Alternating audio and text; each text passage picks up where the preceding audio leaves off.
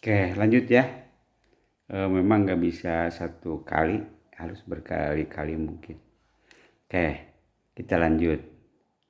Eh, Syarat yang kedua dari hadis ahad yang derajatnya dzonni ketika akan dijadikan hujah itu, maka hadis tersebut harus diriwayatkan oleh rawi yang kuat ingatannya.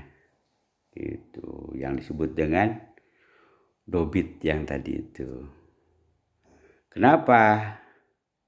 Karena hadis itu kan berita dari Nabi. Kayak kalau hadis itu dibawa oleh rawi yang lemah ingatannya, itu secara logika juga maka tidak akan bisa diterima. Karena mungkin si rawi itu lupa. Dalam lupa itu mungkin ada yang ditambah dan ada yang dikurangi. Nah, bagi masyarakat Arab itu khususnya zaman Nabi saat itu adalah kelebihannya orang Arab itu kuat ingatannya, beda dengan kita. Coba saja karena orang Arab itu bisa menyebutkan silsilah keturunannya sampai 10 mungkin ke atas. Ya, bapak, aki, naon, uyut, bau, itu udeg-udeg jangawareng, naon lah kali itu. Nah, kita tidak terbiasa itu. Kita makan, coba saja kita tes. Anda dites sama bapak tentang ingatan. Oke, coba kosongkan pikiran. Bapak nanya, ingat nama Anda? Ingat, sanu poh ngaran sorangannya. Wal aya jalan nu gelo. Oke, tahu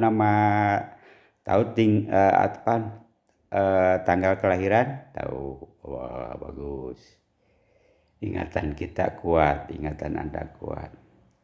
Terus naik ke atas. Tahu nama orang tua, ibu dan ayah? Tahu? Tahu. Oh. Tahu tanggal lahirnya? Tahu mungkin ya. Ada yang mulai, sudah ada yang lupa. Yang tidak tahu. Oke, naik deh ke luhur. Kakek dan nenek.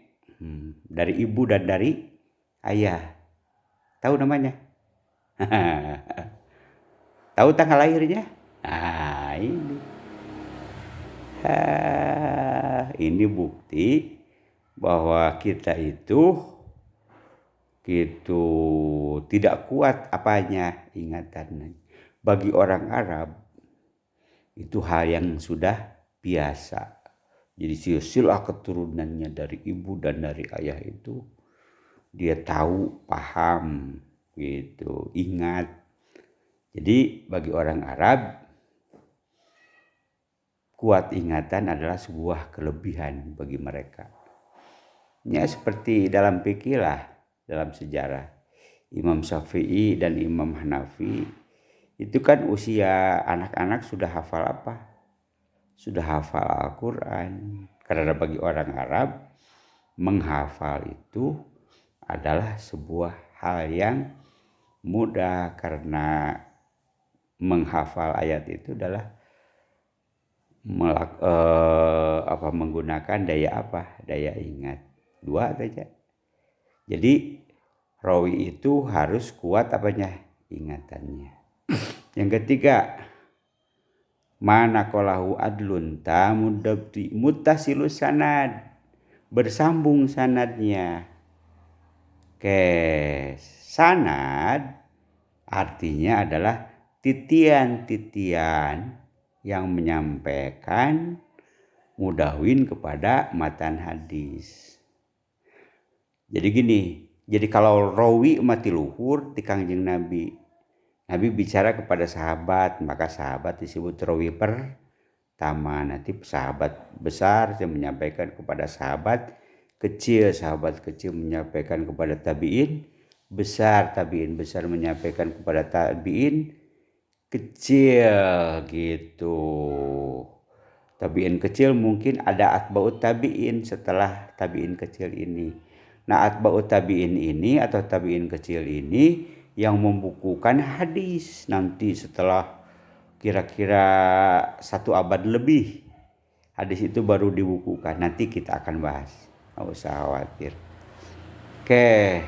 Nah, orang yang membukukan hadis, orang yang menulis dan membukukan hadis, itu namanya apa? Mudawin. Gitu. Nah, ukuran sanad itu dari mudawin kepada Nabi. Gitu. Jadi kalau mudawin itu adalah tabiin kecil ya atau atba'ut tabiin, maka atba'ut tabiin menerima hadis dari tabiin kecil. Tabiin kecil menerima hadis dari tabiin besar menerima hadis dari sahabat kecil menerima hadis dari sahabat besar menerima hadis dari Nabi. Nah, itulah yang disebut dengan persambungan sanad. Gitu. Jadi kalau sanad dari mudawin, dari orang yang membukukan hadis sampai kepada Nabi. Kalau rawi dari atas kemana? Ke bawah. Oke. Jadi mudawin itu adalah sanad pertama ya. Sahabat adalah sanad terakhir. Kalau sanad kalau rawi, sahabat adalah rawi pertama. Mudawin adalah rawi terakhir. Nah, ketika kita membaca hadis rawahul Bukhari nya, rawahu Muslim nya, rawahu Tirmidzi, rawahul Hakim.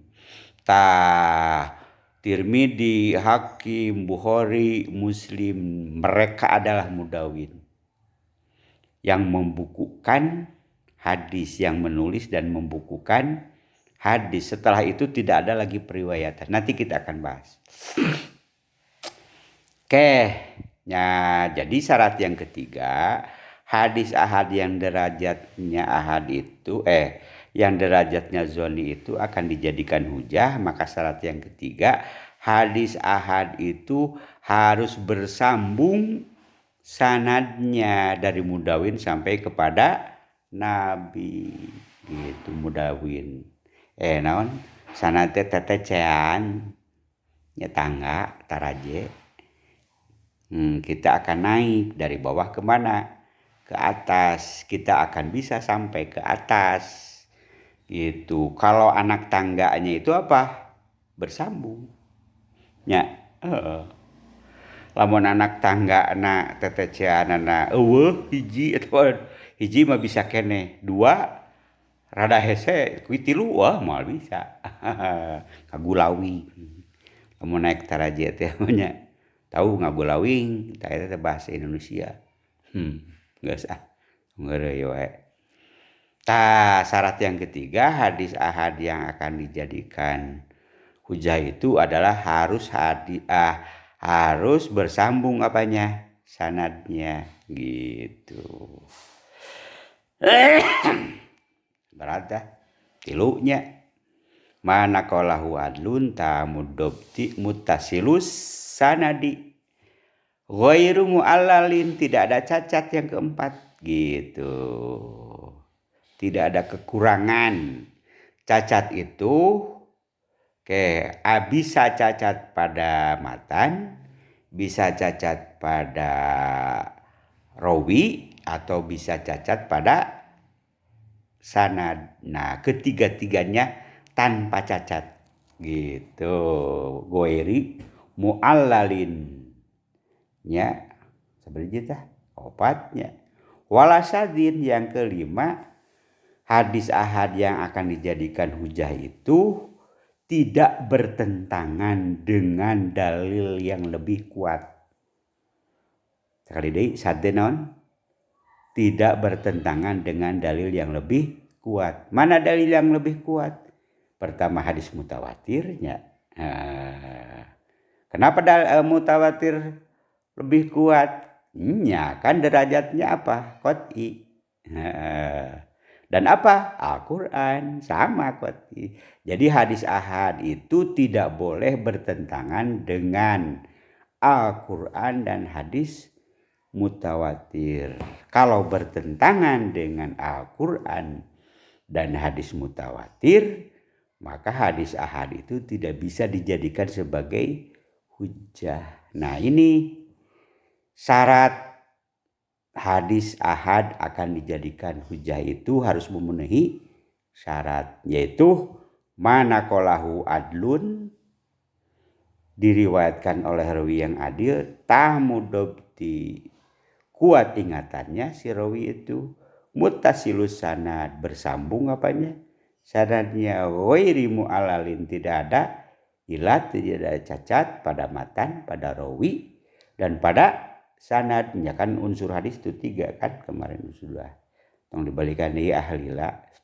Yang terakhir adalah tidak bertentangan dengan dalil yang lebih kuat, yaitu tidak bertentangan dengan Al-Quran dan tidak bertentangan dengan hadis mutawatir.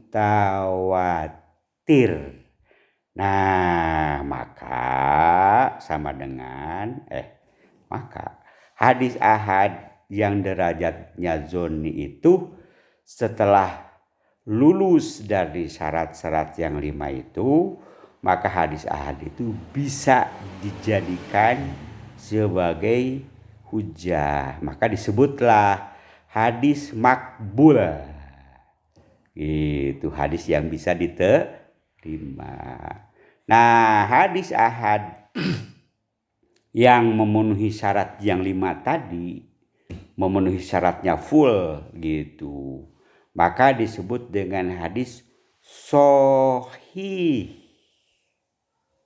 Apa? Hadis sahih. Jadi hadis sahih itu bukan hadis kuat. Apa hadis sahih?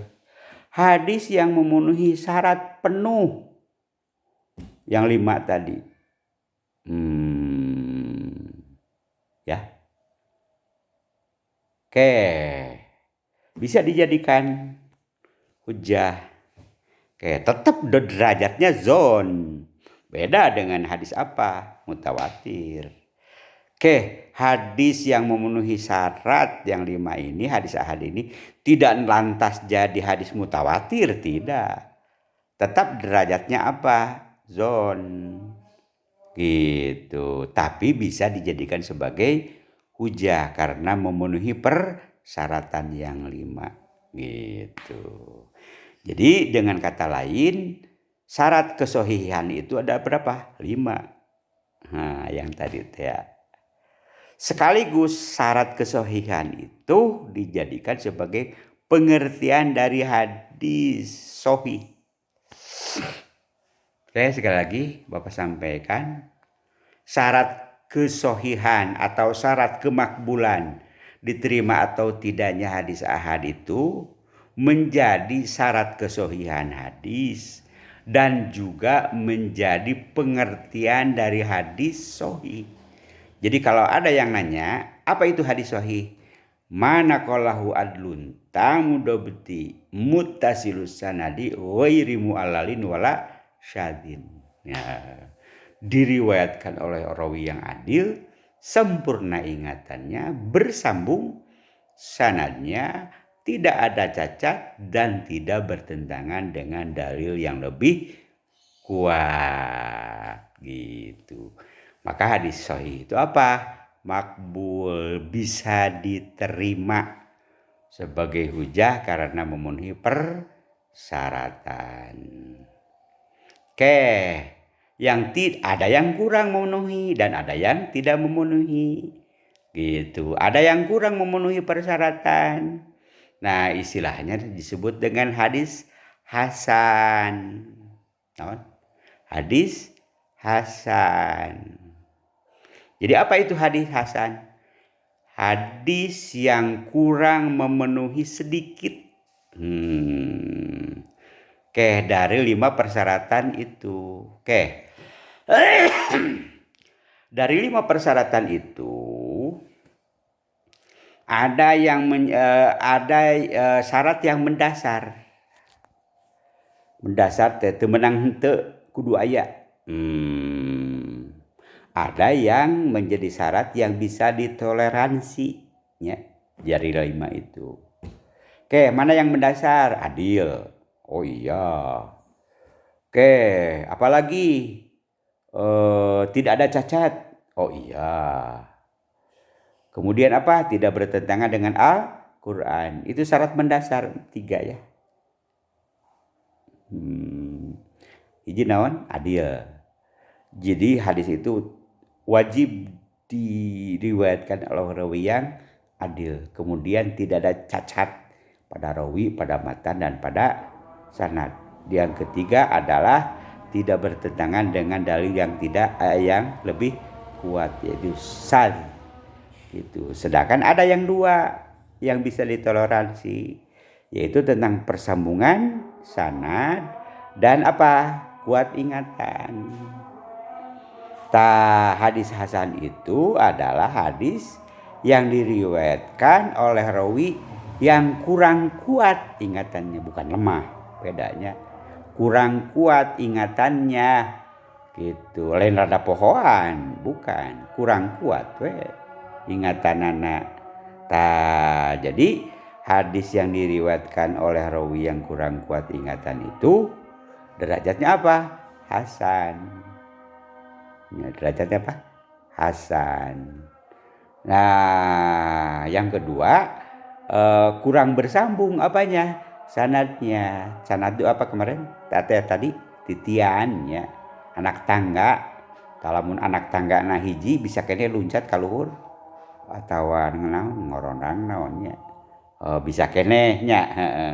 Tapi lamun kitu ge lamun hiji atau 2 mungkin. Kalau anak tangganya 10, eueuh 5 nya moal bisa. Nah, seperti itulah.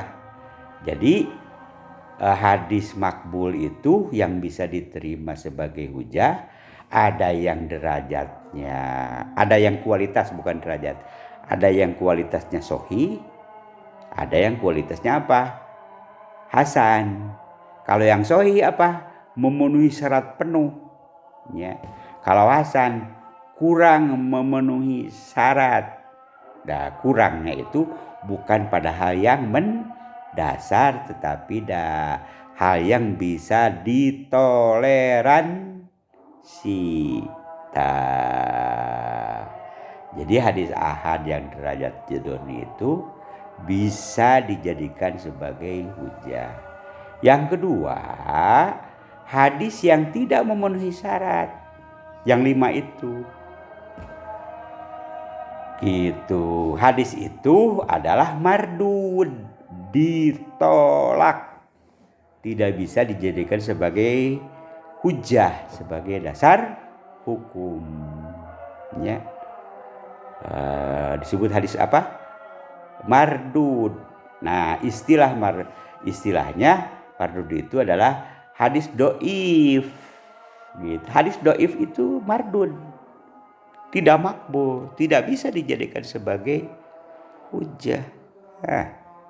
Kemarin nanya, apakah hadis doif itu bisa dipakai untuk dalil? Itu bisa. Dan naon doif? Doif teh naon? Lain lemahnya kade. Dina ulumul hadis mah doif itu tidak memenuhi persyaratan. Baik persyaratan yang ditoleran, yang mendasar ataupun persyaratan yang ditoleransi, gitu ya. Ini kehujahan tentang hadis ahad. Jadi ahad itu dari ahad itu ada yang makbul, ada yang mardud, ada yang bisa diterima. Ada yang ditolak. Yang makbul ada 2 ya. Gitu, ada yang sahih dan ada yang hasan. Kemudian yang mardud doif gitu. Mardud ada berapa? Mardud ini kan syarat hadis sahih itu tadi ada 5 nya. Adil, kuat ingatan, bersambung, sanadnya tidak ada ilat dan tidak bertentangan dengan dalil yang lebih kuat. Maka hadis doib itu macamnya ada berapa? 5. Ada doib karena rawinya tidak ada adil, ada doib karena rawinya lemah, tak lemah syahwat, lemah syahwat, lemah ingatan, itu lemah hafalan, pohoan. Itu ada doib karena tidak bersambung, sanadnya munfasil, tidak mutasilus sanad. Yang keempat ada cacat, mungkin pada matan, mungkin pada rawi, mungkin pada sanad. Yang kelima, hadis itu bertentangan matannya dengan dalil yang lebih kuat. Jadi kemungkinan doif itu ada berapa? 5. Bacanya sorangannya. Oke. Sedikit lagi. Doif itu tidak memenuhi syaratnya itu. Sebetulnya memenuhi syarat. Prinsip mah gitu. Tilu diriwayatkan oleh rawi yang adil. Kemudian tidak ada ilat, tidak bertentangan dengan Al-Qur'an. Doib nate tidak memenuhi syarat nate karena karena tidak bersambung sanadnya dan lemah ingatan si rawinya. Nah, hadis doif itu nanti ada yang bisa naik derajatnya menjadi hasan. Gitu.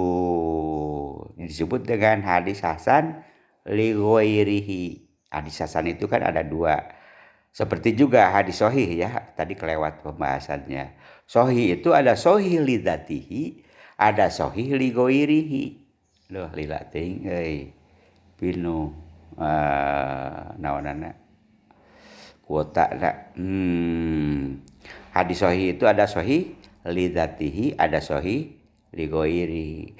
Juga hadis hasan itu ada hasan li dzatihi, ada hasan li ghairihi. Aduh, ieu lamun pertemuan tatap muka digamarkeun ku Bapak teh gamlang. Jadi Anda harus bisa mencermati pembicaraan Bapak ini, mudah-mudahan dapat dimengerti. Nah, tadi juga kalau kurang memenuhi persyaratan menjadi derajatnya hasan. Nah, ya, hasan li dzatihi. Terusnya minggu depan kita sambung lagi karena Anda harus paham awal pembahasan ini, karena pembahasan ulumul hadis adalah dari hadis ahad. Ya. Dari hadis dilihat dari jumlah orang yang meriwayatkan, bukan dari segi penisbatan matan dan bukan dari segi bentuknya, tapi dilihat dari segi rawi gitu. Untuk sementara kita akhiri pertemuan ini dengan sama-sama baca hamdalah alhamdulillahirabbil alamin. Anda harus mengulang-ulangnya, memutar video ini 2 kali 3 kali, ini ada untungnya. Jadi materi kuliah disampaikan secara YouTube. Jadi Anda bisa mengulang-ulang kembali. Mata kudu sinuhun ka Bapak teh. Beda lagi dengan tatap muka. Tatap muka mah naonnya pode anu didugikeun ku Pak Epul. Oke. Wassalamualaikum warahmatullahi wabarakatuh. Salam sama keluarga orang tua ya dari Bapak. Oke.